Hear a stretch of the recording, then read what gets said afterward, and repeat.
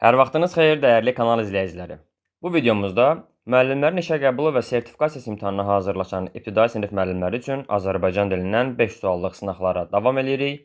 Bu sınaqların tərkibində müxtəlif mövzuları əhatə edən izahlar olacaq. Ona görə hər bir izahı mütləq şəkildə dinləyin. Hər biriniz üçün imtahanda faydalı olacaq suallar, sınaqlar paylaşıram. İzaha keçmədən öncə kanala abunə olaraq həftə ərzində paylaşılan videolardan xəbərdar ola bilərsiniz. Keçək suallara.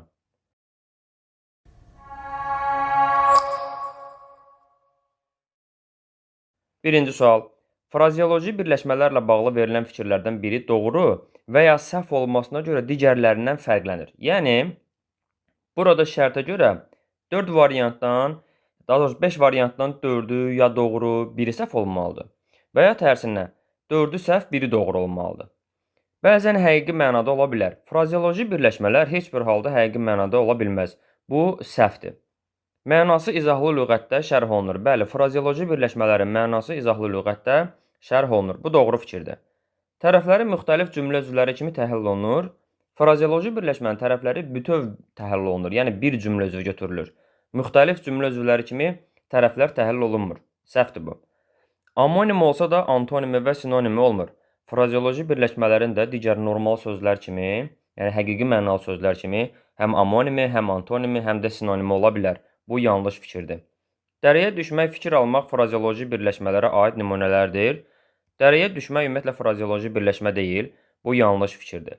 Yəni, burada A, C, D, Y variantları yanlış, B bəndi doğrudur. Deməli, doğru olduğuna görə digər 4 bənddən fərqlənir. Cavab B variantı.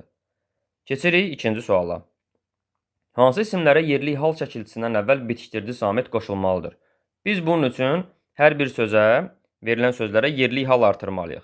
Məsələn, anası sözünə yerli hal artırsaq, anasında. Fikir verdiniz, danı artırdım, anası sözündə n bitişdiricisi gəldi. Deməli, 1 uyğundur. Ata sözünə yerli hal artırsam, olacaq atada. Burada heç bir bitişdirici olmadı. Deməli, 2 uyğun deyil. Kitabı sözünə yerli hal artırsam, kitabında olacaq. Yəni, yerli hala gördünüz, n bitişdiricisi artırıldı. Dərs sözünə yerli hal artırsam, olacaq dərsdə. Burada heç bir bitişdirici yoxdur. İnsanlar sözünə yerli hal artırsam, insanlarda olacaq yerli hal. Yəni, bitişdiricisiz işləndi burada. Qəlbi sözünə yerli hal artırsam, olacaq qəlbində. Baxın, yerli hal qəlbidə n bitişdiricisi ilə işləndi. Deməli, 6 da uyğundur. Yəni, doğru cavabımız olacaq 1, 3, 6 C variantı. Davam edirik növbəti sualdan. Sözlərdən birinin leksik mənası düzgün verilməyib. Rəşadət, icidlik, qoçaqlıq, qəhrəmanlıq. Bu tamamilə doğrudur. Totem, bir çox ibtidai tayfa və qəbilələrin sitayiş etdiyi və nəslin xilaskarı saydığı heyvan. Bu da yenə doğru izahdır. Tezis, doğruluğu sübut olunmuş müddəa. Sübut olunmuş yox, sübut olunmamış müddəadır tezis. Ona görə bu yanlışdır. Hüzur, ön, qabaq. Məsələn, şahın hüzuruna çıxdı, önünə, qabağına çıxdı. Bu tipli ifadədə ön, qabaq mənasını ifadə edə bilər. Eksperiment, elmi təcrübə, sınaq. Bu da uyğun gəlir. Deməli, burada düzgün verilməyən bəndimiz oldu C variantında. Davam edirik növbəti sualdan.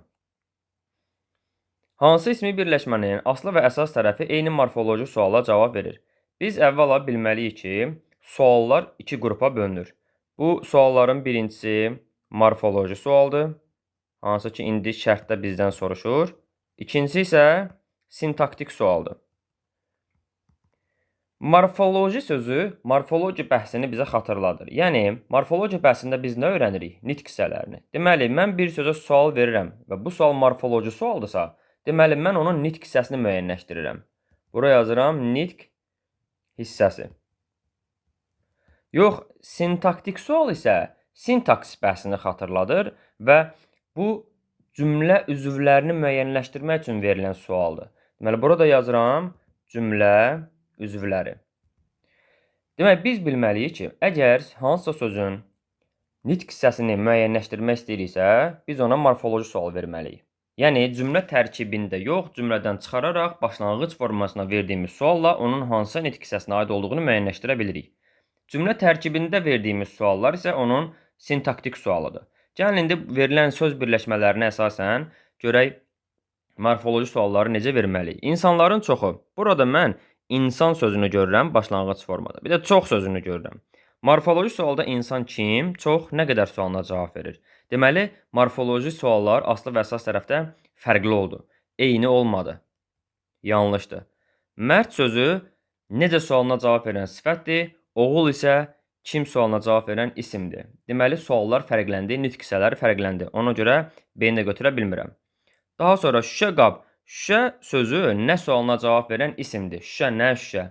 Qab sözü də nə sualına cavab verən isimdir. Bu nümunə tərkibində deyirəm, məsələn, qab, nə qab, hansı qab, şüşə qab. Bax, bu hansı sualı sintaksis bəhsində, yəni sintaktik sual oldu. Tutaq ki, biz bunu bir cümlə tərkibində işlətsək, şüşə qab su ilə doludur. Belə bir cümlə yazaq. Bax, doludur nə? Qab. Hansı qab? Şüşə qab. Burada şüşə sözü cümlə üzvü kimi təyin oldu, çünki mən ona təyinin sualını verdim. Amma şüşə sözü hansı nitq hissəsidir dediyi zaman mən onu cümlədən çıxardıram. Heç elə bil ki, belə bir cümlə yoxdur və bura yazıram şüşə. İndi şüşə sözünü adi halda biz hansı sualını verə bilərikmi? Şüşə hansı və ya necə? Olmaz. Deyəcəm şüşə nə? Bax, bu şüşədə verdiyim nə sualı onun morfoloji sualıdır, nitq hissəsinin sualıdır. Bayaq verilən cümlə tərkibində və ya bu söz birləşməsi tərkibində verilən sual isə onun sintaktik sualıdır. Demək, mən morfoloji verməliyəmsə, deyirəm şüşə nə, qab nə, hər ikisi eyni morfoloji suala cavab verdi. Çünki hər ikisi eyni nitq hissəsidir, isimdir.